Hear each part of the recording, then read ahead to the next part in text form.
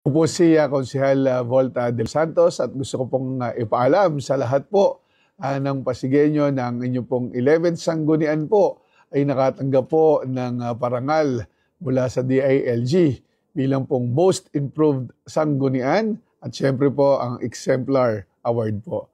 Ito po ay kada 3 taon ay binibigay sa mga sanggunian, kaya yung natanggap po namin ay yung past sanggunian po. Bakit po most improved? Yan ang pinakamaganda natin mapag-usapan dahil mula po sa, ang totoo naman po, pangalawa po dati tayo sa kulelat, pangalawa po tayo sa huli. Pero ngayon po ay nakasama na po tayo sa top 5. Mula po sa 67 na grado, ngayon po nasa 90 plus na po ang ating grade. Dahil kaya hindi pa po namin alam, malalaman po namin ang aming official na ranking sa December 1 po. Yun naman po ay magaganap sa Philippine Counselors League.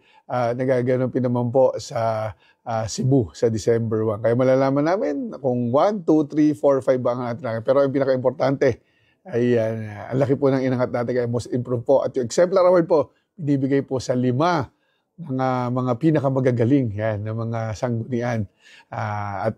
Alam niyo po, ang masasabi na namin, kaya po namin ito natanggap dahil kami po ay may magaling din na Vice Mayor Dodot Jaworski na naglilid po sa sanggunian at yung mga polisiya po syempre ng ating Mayor Vico Soto na pinapatupad din po ng konseho. Yan po siguro ang mga dahilan kung bakit po tayo nakatanggap ng award. Syempre, sa support na rin ng ating Congressman Roman Romulo. So again, hindi po congratulations to sa sanggunian. Congratulations po ito sa lahat ng Pasigueño dahil ngayon po sigurado ang mga lokal na batas po ay naipapatupad na sa ating pong lungsod.